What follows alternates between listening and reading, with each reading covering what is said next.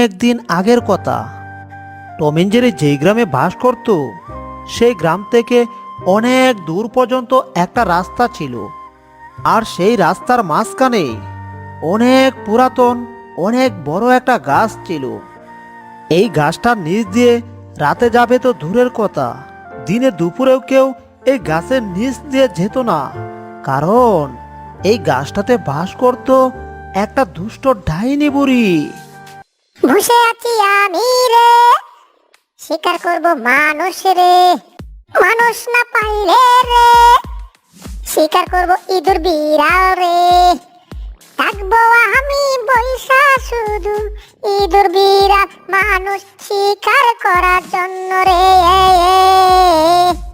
বসে আছি আমি রে, শিকার করব মানুষ রে, মানুষ না পাইলে সমস্যা নাই রে, ইঁদুর বিড়াল ধরবো রে। মানুষগুলা চালাক হয়ে গেছে, সব বুঝে ফেলেছে যে এই গাছের নিচ দিয়ে গেলে আমি তাদেরকে ধরি আর গপ করে গার মুচকিয়ে কে পেলি। এই জন্য মানুষগুলা এখন আর আগের মতো আসে না, আর আমিও আগের মতো আর শিকার করতে পারি না। দেখি আজকে মানুষ না পাইলে সমস্যা নাই, যদি কোনো ইঁদুর বিড়াল আসে রে ভাই, এদেরকে ধরবো আর গপ করে খেয়ে ফেলবো। কথায় আছে না, পেট ঠান্ডা তো দুনিয়া ঠান্ডা। এইদিকে জেরি স্কুলে যাওয়ার জন্য রেডি হয়ে গেছে। জেরি যেই স্কুলে পড়তো তার বাড়ি থেকে সেই স্কুলটা অনেক দূরে। আজকে জেরির কোনো একটা কারণে দেরি হয়ে গেছে। আর জেরির স্কুলে যাওয়ার জন্য রাস্তা ছিল দুইটা, একটা ছিল অনেক লম্বা রাস্তা, আর একটা ছিল বাড়ি রাস্তা। আর সেই বাড়ি রাস্তাটা ছিল ডাইনি বুড়ির রাস্তা। আর তাড়াতাড়ি যাওয়ার জন্য জেরি আজকে সেই ডাইনি বুড়ির রাস্তা দিয়েই স্কুলে যাওয়ার জন্য রওনা হয়ে গেল।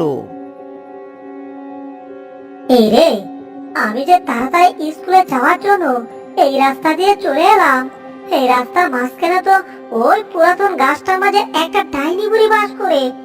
এখন যদি ওই ডাইনি বুড়ি আমাকে দেখে ফেলে তখন কি হবে? এইদিকে আবার স্কুলে যদি আমি এখন না যাই, তাহলে তো স্যার পরের দিন আমাকে পানিশমেন্ট দেবে।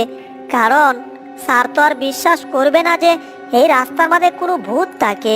তার মানে আজকে আমার স্কুলে যেতেই হবে। যা, কপালে যায় আসে, স্যারের মায়ের খাওয়ার ভয়ে স্কুলে যাওয়া শুরু করে।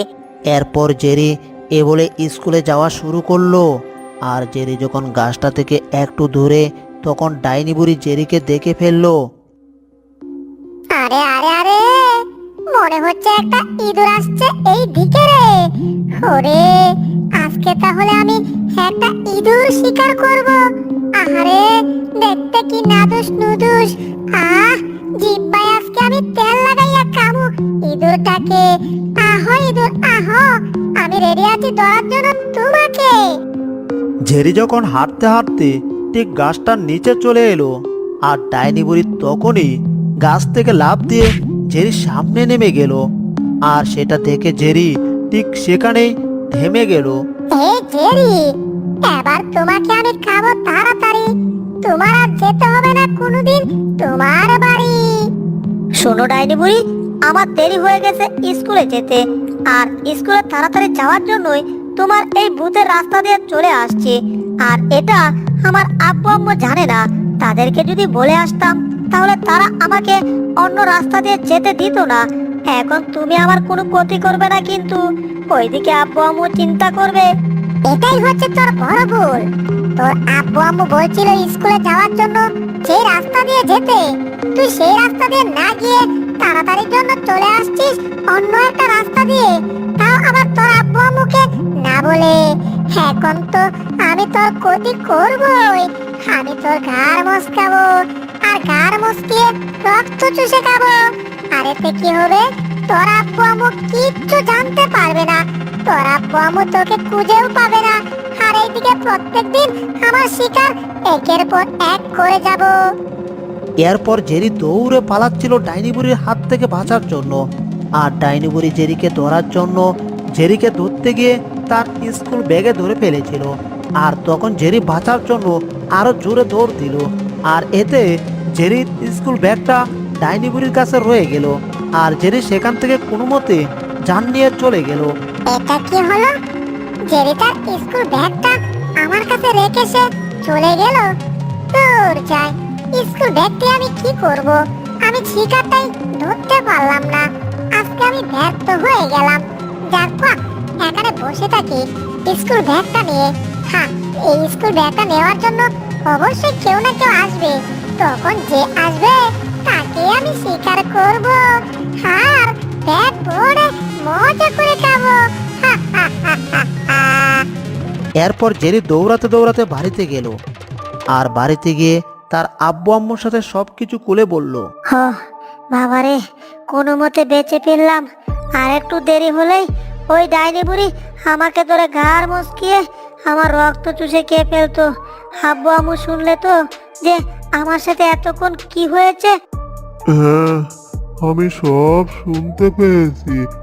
এখন বুঝতে পারছি আমার কি করতে হবে। আমার একটা স্পাইডারম্যান বন্ধু আছে, আর তারা আমাদের গ্রামের উপরে বাস করে। ওই উপরে চেয়ে দেখো, একটা উপরে হাওয়ায় বাসিত হাই এয়ার স্ট্যান্ড আছে। সেই এয়ার স্ট্যান্ডে আমার বন্ধু স্পাইডারম্যান তাকে এনে তাকে বলে আমি এই ডাইনি বুড়িকে এখান থেকে তাড়ানোর ব্যবস্থা করতেছি। আমার সাথে সবাই ঘরে চলো। আমার ঘরের ভিতরে অনেক পুরাতন একটা টেলিফোন আছে, আর সেই টেলিফোনের মাধ্যমেই আমার স্পাইডারম্যান বন্ধুর সাথে আমার যোগাযোগ করতে হবে। এরপর তারা সবাই ঘরের ভিতরে গেল। আর ঘরের ভিতরে গিয়ে সেই পুরাতন টেলিফোনটাকে খুঁজে বের করলো। আর টেলিফোনটা খুঁজে বের করে তারা স্পাইডারম্যান বন্ধুর কাছে ফোন দিল। আরে আমার জেসি বন্ধু, হে স্পাইডারম্যান বন্ধুকে তোমার তাহলে মনে পড়লো এতদিনে। আচ্ছা ঠিক আছে, বলো কি করতে হবে। বন্ধু, তেমন কিছু করতে হবে না। আমার ছেলে জেরি সে স্কুলে গিয়েছিল, আর যাওয়ার পথে একটা ডাইনি বুড়ি তার কাছ থেকে তার ব্যাগটা রেখে দিয়েছে। এখন তুমি শুধু তার ব্যাগটা উদ্ধার করে দাও, আর সেই শয়তান ডাইনি বুড়িটাকে এই গ্রাম থেকে তাড়াও। তাহলে আমি অনেক খুশি হব। ঠিক আছে বন্ধু, এটা আমার জন্য কোনো ব্যাপারই না। আমি এখনই আসছি আমার সাঙ্গ পাঙ্গ সব দল নিয়ে। এই ডাইনি বুড়িকে তোমাদের গ্রাম ছাড়া করব। তুমি মাত্র কিছুক্ষণ সময় অপেক্ষা করো। এরপর স্পাইডারম্যানগুলা তার দলবল সব নিয়ে উড়তে উড়তে চলে এলো জেরির বাড়িতে। আর জেরির বাড়িতে এসে জেরিকে স্পাইডারম্যানের সঙ্গে করে আবার তারা উড়তে উড়তে চলে গেল সেই ডাইনি বুড়ির কাছে। আর তারা উড়তে উড়তে ডাইনি বুড়ির গাছের অনেক উপর থেকে ডাইনি বুড়িকে বলতে লাগলো। এই ডাইনি বুড়ি, আজকে আমরা তোর জীবনটা করব থেরিবেরি। তুই যদি ভালোই ভালোই বাঁচতে চাস, এই গ্রাম ছেড়ে পালা তাড়াতাড়ি। কার এত বড় সাহস আমাকে হুমকি ভয় দেখাচ্ছে? আমি তোর গাল মুচকিয়ে তোর রক্ত চুষে খাবো। তুই আমার সামনে আয় দেখি। এই, আমরা তোর সামনে আসবো কি রে? আমরা তো অলরেডি তোর উপরে উঠে গেছি। তুই তো চেয়ে দেখ উপরে, আমরা তোর জম হয়ে দাঁড়িয়ে আছি। হ্যাঁ, উপরে মানে বুঝলাম না। উপরে গেল কি করে? ব্যাপারটা তো তেমন ভালো ঠেকছে না। এত গাছ থেকে গাছের সামনে গিয়ে দেখি তো। এরপর ডাইনি বুড়ি গাছ থেকে নামলো। আর গাছ থেকে একটু দূরে গেল। আর একটু দূরে গিয়ে উপরে চেয়ে দেখলো যে অনেকগুলা স্পাইডারম্যান আর সাথে জেরি গাছের উপরে তারা শূন্যকারে ঝুলে আছে। ওরে বাবা, এটা আমি কি দেখছি গো? এই তো দেখি জেরি, আমি যার স্কুল ব্যাগ রেখে দিয়েছি। এই তো দেখি কতগুলো স্পাইডারম্যান নিয়ে আসছে। এইবার কি করি আমি? কিন্তু না, স্পাইডারম্যান গুলাকে ভয় পেলে তো চলবে না, কারণ আমি হচ্ছে একটা শয়তান ডাইনি বুড়ি। আমি এদেরকে এখনই পাকড়াও করব। এখন আমি মন্ত্র বলবো। এই শয়তানের নানির বিয়া আরেক শয়তান নানার সাথে, আর বিয়াটা গেছে হইয়া আমারে না খাওয়াইয়া। আমি এইদিকে পড়ে আছি না খাইয়া। ডাইনি বুড়ি এই মন্ত্র বলে তার চোখ থেকে কিছু একটা জালের মতো স্পাইডারম্যানের দিকে মারলো। এই দেখ, শয়তান ডাইনি বুড়ি আমাদেরকে বন্দি করার জন্য জাদুর জাল নিক্ষেপ করেছে, কিন্তু আমরা তো এত সহজে হার মানবো না। আমরা এই জাদুর জালকে আমাদের জাদুর মাধ্যমে শেষ করে দেব। তাহলে দেখ জাদুর জাল আমরা কি করে শেষ করি। এরপর স্পাইডারম্যান একটা জাল নিক্ষেপ করলো, আর জাল নিক্ষেপ করে ওই শয়তান ডাইনি বুড়ির জালটাকে শেষ করে দিল। এরপর আরেকটা স্পাইডারম্যান আরেকটা জাল নিক্ষেপ করলো, আর সেই জাল দিয়ে ওই ডাইনি বুড়িকে বন্দি করে দিল। এভাবে 5 থেকে 6টা স্পাইডারম্যান এই জাল নিক্ষেপ করে করে ডাইনি বুড়িটাকে একেবারে শক্ত করে বন্দি করলো। ওরে বাবা রে, এ তো দেখি আমাকে কঠিন ভাবে জাল দিয়ে আটকে ফেলেছে। এ তো দেখি এখন আমি আর বের হতে পারবো না। এ তো দেখি আমি কঠিন জায়গায় এসে পাইসা গেছি। এইবার আমার কি হবে? এই শয়তান ডাইনি বুড়ি, তোকে আগেই বলেছিলাম বাঁচতে চাইলে এই গ্রাম ছেড়ে পালাতে, কিন্তু তুই পালাস নাই, বরঞ্চ আসছিস আমাদেরকে সাহায্য করতে। এইবার বুঝবি যে তোর কি অবস্থা আমরা করি। তোকে এই অবস্থায় নদীতে ফেলে দেব, আর তখন কি হবে, তুই নদীর তলদেশে সারা জীবন পড়ে থাকবি। এই না, এই কাজটা করো না। আমাকে নদীর তলদেশে ফেলো না। আমি পানির নিচে থেকে মারা যাব আবার। আমাকে ক্ষমা করে দাও। জীবনেও না, তোকে ক্ষমা করা যাবে না। তোকে দুইটা অপশন দিতে পারে, এক হচ্ছে নদীর তলদেশে ফেলে দেব, আরেক হচ্ছে তোকে আগুন দিয়ে পুড়িয়ে দেব। এখন তুই বল তোকে কোনটা করব। আগুন দিয়ে পুড়িয়ে দেবে মানে?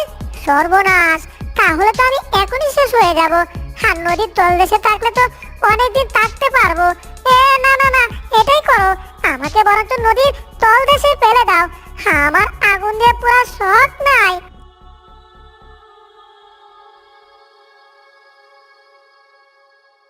এরপর স্পাইডারম্যান এই ডাইনি বুড়িটাকে ধরে নিয়ে একটা নদীতে ফেলে দিল, আর ডাইনি বুড়িটা ধীরে ধীরে নদীর নিচে পানির তলদেশে চলে গেল। আর এইদিকে স্পাইডারম্যান জেরিকে তার ব্যাগটা তার হাতে বুঝিয়ে দিল। এই যে জেরি, শোনো, আজ থেকে মনে রাখবে, তুমি স্কুল ছাড়া যদি কোথাও যেতে চাও তোমার আব্বু আম্মুর সাথে বলে তারপর যাবে। কারণ তুমি যদি কোথাও বিপদে পড়ো তাহলে তোমার আব্বু আম্মু বুঝতে পারবে। আর যদি তুমি তোমার আব্বু আম্মুর সাথে না বলে কোথাও চলে যাও তাহলে কিন্তু তোমাকে তোমার আব্বু আম্মু আর কোনোদিন খুঁজে পাবে না। বুঝতে পারছো? হ্যাঁ স্পাইডারম্যান আঙ্কেল, আমি সব বুঝতে পারছি। আজ থেকে আমি আব্বু আম্মুর সাথে না বলে কোথাও যাব না। আপনাদেরকে অসংখ্য ধন্যবাদ এমন একটা শয়তান ডাইনি বুড়িকে উচিত শিক্ষা দেওয়ার জন্য। এরপর জেরিকে উড়িয়ে উড়িয়ে নিয়ে জেরির বাড়িতে জেরিকে তার মা বাবার কাছে পৌঁছে দিল। আর জেরিকে তার মা বাবার কাছে দিয়ে এই স্পাইডারম্যানগুলা আবার উড়তে উড়তে তাদের গন্তব্যে চলে গেল।